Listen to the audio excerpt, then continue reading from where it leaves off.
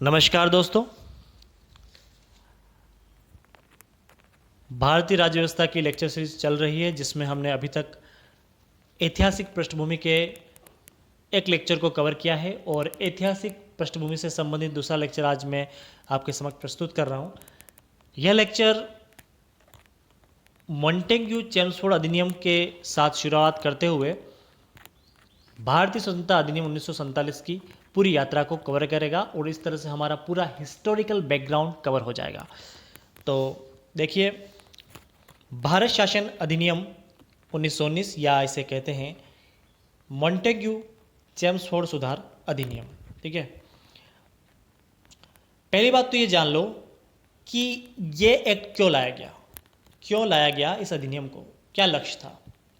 इसका लक्ष्य था कि भारत में उत्तरदायी शासन की स्थापना की बात करना, अकाउंटेबल गवर्नमेंट की बात करना। 20 अगस्त 1919 को यह घोषणा करती है ब्रिटिश गवर्नमेंट और इस एक्ट को लाने की पूरी तैयारी कर लेती है। भारत शासन अधिनियम या मॉन्टेग्यू चेम्सफोर्ड अधिनियम 1919 में बनाया गया और 1921 में से लागू किया गया। देखिए, 1919 में यह एक्ट पारित हुआ और लागू कब हुआ, तो लागू हुआ ये 1921 में। तो ये बहुत इम्पोर्टेंट है कि यह एक्ट की घोषणा 1917 में हो रही है। यह एक्ट 1919 में बना और ये लागू कब हुआ, 1921 में। ठीक है, अब यहाँ पे इसका नाम मॉन्टेग्यू चेम्सफोर्ड सुधार क्यों बना। यह एक रिफॉर्म्स एक्ट है और इसका नाम ये क्यों पड़ा। तो मॉन्टेग्यू जो थे वो उस समय के भारत सचिव थे और जो चेम्सफोर्ड थे वो वायसराय थे। ठीक है, मॉन्टेग्यू उस समय के भारत सचिव थे और चेम्सफोर्ड जो थे वो वायसराय थे। तो उसी आधार पर इसका नाम मॉन्टेग्यू चेम्सफोर्ड सुधार अधिनियम पड़ा। आइए जानते हैं इसकी कुछ महत्वपूर्ण विशेषताओं के बारे में कि इसी एक्ट के तहत केंद्रीय व प्रांतीय विषयों की पहचान करने की बात कही गई थी। मतलब यहाँ पे कहा गया कि सीधा सा कि केंद्रीय विषय कौन से हैं और प्रांतीय विषय कौन से हैं उसकी पहचान करनी बहुत ज़रूरी है। दूसरी बात मोटी मोटी ये समझ लो कि राज्यों पर सेंटर का कंट्रोल कम करने की बात भी कहीं न कहीं इस एक्ट में की जा रही थी और केंद्रीय और प्रांतीय विधान परिषदों को अपनी सूचियों पर विधान बनाने का अधिकार भी दिया गया। लेकिन ये भी कही गई कि सरकार का एकात्मकता पर झुकाव हमेशा की तरह बना रहेगा। दूसरी बात ये जान लो कि इसमें डायआर्की सिस्टम शुरू होता है, द्वैध शासन प्रणाली। और द्वैध शासन प्रणाली के अंतर्गत बात करें तो प्रांतीय विषयों को दो भागों में बांटा गया। पहला था हस्तांतरित विषय और आरक्षित विषय। देखो, हस्तांतरित विषय ऐसे विषय होते हैं, जो हस्तांतरित विषय होते हैं ऐसे विषय होते हैं जिस पर गवर्नर का शासन होता है और गवर्नर मंत्रियों की सहायता लेता है। मंत्री विधान परिषद के प्रति उत्तरदायी भी होते हैं। यहीं इसके उलट बात करें तो आरक्षित विषय के अंतर्गत गवर्नर कार्यपालिका परिषद की सहायता से शासन तो करता है, लेकिन कार्यपालिका परिषद विधान परिषद के प्रति उत्तरदायी नहीं होती है। तो ये बात ज्यों के त्यों आप समझें। और इसी तरह से शुरू हुई थी शासन की दोहरी द्वैध शासन व्यवस्था और ये डायआर्ची सिस्टम हालांकि ज़्यादा सफल नहीं रहा, लेकिन फिर भी इसका बहुत महत्व है संवैधानिक रूप से। अब बात करते हैं, इस एक्ट ने 1919 के चेम्सफोर्ड एक्ट ने पहली बार द्विसदनात्मक व्यवस्था और प्रत्यक्ष निर्वाचन व्यवस्था आरंभ की थी। प्रत्यक्ष निर्वाचन से आप इस तरह समझें कि प्रत्यक्ष निर्वाचन में उन लोगों को ही शामिल किया गया जो प्रॉपर्टी की एक मापदंड पूरा कर रहे हैं, जो टैक्स का मापदंड पूरा कर रहे हैं, जो एजुकेशन का मापदंड पूरा कर रहे हैं, वही लोग वोट कर पाएंगे। मताधिकार का सीमित आधार पर एक तरह से अधिकार तो मिला था, लेकिन सीमित और एक इसे के चिन्हित आधार पर ही इसको यह अधिकार दिया गया था। द्विसदनात्मक व्यवस्था के अंतर्गत बात करें तो विधान परिषद हमने देखी। विधान परिषद के दो सदन बने, राज्यसभा और लोकसभा। दोनों सदनों के बहुसंख्यक को प्रत्यक्ष निर्वाचन के माध्यम से निर्वाचित किया जाता था। इस तरह से इस द्वैध शासन व्यवस्था को आप समझ सकते हैं। द्वैध शासन व्यवस्था को समझने के बाद अब देखते हैं कि ये एक्ट किन किन चीज़ों को सिग्निफाइड कर रहा था। जैसे कि हस्तांतरित विषय की बात कर रहा था, आरक्षित विषय की बात कर रहा था। तो हस्तांतरित विषय में क्या क्या चीज़ें सम्मिलित थी, शिक्षा सम्मिलित थी, पुस्तकालय सम्मिलित था, संग्रहालय, स्थानीय स्वायत्त शासन, चिकित्सा सहायता, सार्वजनिक निर्माण विभाग, आबकारी, उद्योग, तोल माप, मनोरंजन, ये सब चीज़ें शामिल थी। वहीं आरक्षित विषय की बात करें तो ये प्रशासन गवर्नर अपनी कार्यकारी परिषद के माध्यम से करता था और हस्तांतरित विषय का प्रशासन प्रांतीय विधान मंडल के प्रति उत्तरदायी भारतीय मंत्री द्वारा किया जाता था।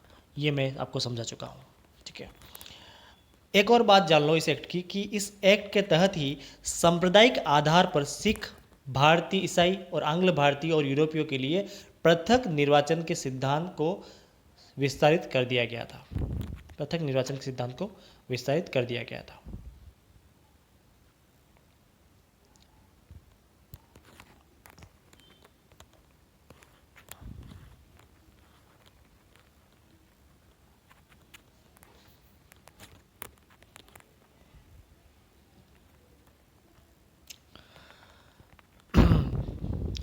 हालांकि द्वैध शासन प्रणाली को 1935 के एक्ट में समाप्त कर दिया गया और शुरुआत इसकी होती है 1919 के अधिनियम के तहत, ठीक है। मोटी मोटी सभी बातें मैं आपको बता चुका हूँ इस एक्ट के तहत, और कुछ बातें जो हैं छुटपुट वो आपको दे रखी है स्लाइड में, आप इसे स्क्रीनशॉट करके लिख लें इसे, ताकि ज़्यादा उपयुक्त बात रहेगी।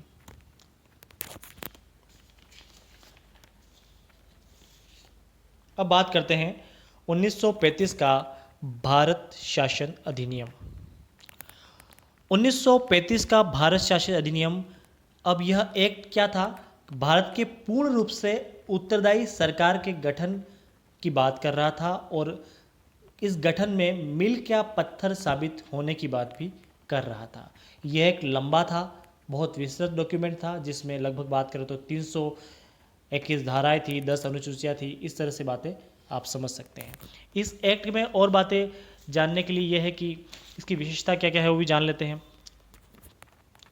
पहली सबसे बड़ी विशेषता तो यह है इसकी कि अखिल भारतीय संघ की स्थापना की बात की, जिसमें राज्य और रियासतों को एक इकाई माना गया, ठीक है। राज्य और रियासत मिलकर एक इकाई बन रहे थे।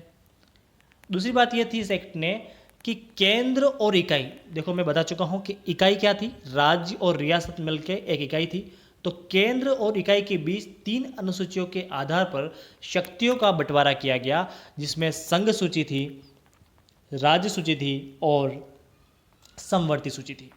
संघ सूची थी, राज्य सूची थी और समवर्ती सूची थी। संघ सूची में 59 विषय थे, राज्य सूची में 54 विषय थे और समवर्ती सूची में 36 विषय सम्मिलित थे। तो इन्हें आप जरूर लिखें, बहुत इंपॉर्टेंट है। अवशिष्ट शक्तियाँ वायसराय को दी गई थी, हालांकि यह संघीय व्यवस्था कभी एक तरह से अपनाई नहीं गई, क्योंकि देशी रियासतों ने शामिल होने से मना कर दिया था। प्रांतों में द्वैध शासन व्यवस्था समाप्त कर दी गई और प्रांतीय स्वायत्तता की शुरुआत भी हमें देखने को मिलती है। द्वैध शासन प्रांतों में समाप्त हुआ, लेकिन केंद्र में द्वैध शासन की स्थापना हुई। इसमें संघीय विषय स्थानांतरित और आरक्षित विषयों का बंटवारा किया गया और यह प्रावधान भी लागू नहीं हुआ, ठीक है। संघीय न्यायालय की बात कही गई, 1937 में संघीय न्यायालय की स्थापना की बात कही गई।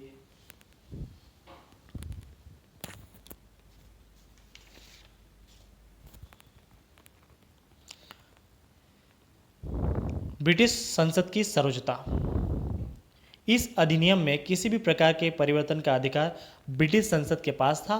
प्रांतीय विधानमंडल और संघीय व्यवस्थापिका इसमें किसी भी प्रकार का परिवर्तन नहीं कर सकते। हालांकि आप ये बात ध्यान रखें कि आज भी संविधान में 1935 के जो अधिनियम का प्रभाव ज्यों की त्यों, कई तरह की धाराएं ज्यों की त्यों ली गई है और प्रभाव हमें देखने को मिलता है। तो ये एक्ट इतना इम्पोर्टेंट था कि आज भी संविधान निर्माताओं ने इसको इतनी प्रमुखता दी और इसे हमारे आज भारतीय वर्तमान संविधान में शामिल किया गया। इसी एक्ट के तहत आरबीआई की स्थापना हुई, इसी एक्ट के तहत यूपीएससी की स्थापना हुई, इसी एक्ट के तहत राज्य लोक सेवा की स्थापना हुई और इसी एक्ट के तहत जनता को एक मताधिकार का विस्तार दिया गया, जिसमें लगभग पूरे इंडिया की पॉपुलेशन की बात करें तो 10% पॉपुलेशन को मताधिकार की बात भी कही गई थी। और यहाँ पे भारत परिषद को समाप्त कर दिया गया और भारत शासन अधिनियम 1858 द्वारा इसे स्थापित किया गया। तो ये बहुत इम्पोर्टेंट एक्ट है हमारे लिए, इसे भी जान लेते हैं। अब देखते हैं 1947 का भारत स्वतंत्रता अधिनियम। ये अधिनियम भी बहुत इम्पोर्टेंट है क्योंकि हमारे भारत का बंटवारा होने वाला था और यहाँ पे बहुत तरह की घटनाएं हुई जो कि आज भी हमारे भारत में कई तरह के जो डिस्प्यूट है वो छेड़ के गई थी। तो 20 फरवरी 1947 को ब्रिटिश प्रधानमंत्री क्लाइमेट एटली ने घोषणा कर दी कि 30 जून 1947 को भारत में ब्रिटिश शासन समाप्त हो जाएगा। ठीक है, कब खत्म होगा? 30 जून 1947 को। ठीक है, ब्रिटिश संसद में 4 जुलाई 1947 को भारतीय स्वतंत्रता अधिनियम प्रस्तावित किया गया और 18 जुलाई 1947 को स्वीकृत भी कर दिया गया। 20 धाराएं इसमें थी और कुछ प्रमुख धाराएं हम समझते हैं। 2 राज्यों की स्थापना की बात। 15 अगस्त 1947 को भारत और पाकिस्तान नामक 2 डोमिनियन स्टेट की बात की गई और उनको ब्रिटिश सरकार सत्ता सौंपेगी। सत्ता का उत्तरदायित्व दोनों राज्य की संविधान सभा के तहत किया जाएगा। ठीक है, भारत पाकिस्तान दोनों अधिराज्यों में एक एक गवर्नर जनरल होंगे जिनकी नियुक्ति उनके मंत्रिमंडल की सलाह से की जाएगी। संविधान सभा का विधानमंडल के रूप में कार्य करना, जब तक संविधान सभा संविधान का निर्माण नहीं कर लेती तब तक वह विधानमंडल के रूप में कार्य करती रहेगी। भारत का जो भारत मंत्री परिषद की स्थापना हुई थी वो भी खत्म हो गया। ये कब हुआ था? 1858 के एक्ट के तहत हुआ था, ये ध्यान रखें। भारत मंत्री पद की, भारत सचिव कहा गया जिसे, उसे भी समाप्त कर दिया गया। 1935 के भारत शासन अधिनियम द्वारा शासन, जब तक संविधान सभा द्वारा नया संविधान बनकर तैयार नहीं होता तब तक 1935 के द्वारा ही शासन चलेगा। देशी रियासतों पर भी ब्रिटेन की सर्वोपरिता अंत कर दिया गया और भारत और पाकिस्तान किसी भी राज्य में सम्मिलित होने की स्वतंत्रता दी गई। हालांकि बहुत डिस्प्यूट होने के हमें दिखे, जिसमें कि जूनागढ़ हुआ, हैदराबाद हुआ। तो इस तरह से ये पूरी प्रक्रिया हुई थी हमारे संविधान में बनने की प्रक्रिया और देश के विभाजन की प्रक्रिया। तो लगभग सभी महत्वपूर्ण बातें मैंने आपको बता दी है और भी कुछ चीज़ें इंक्लूड आप करें आपके नोट्स में, आपकी किताबों से। तो thank you for watching me.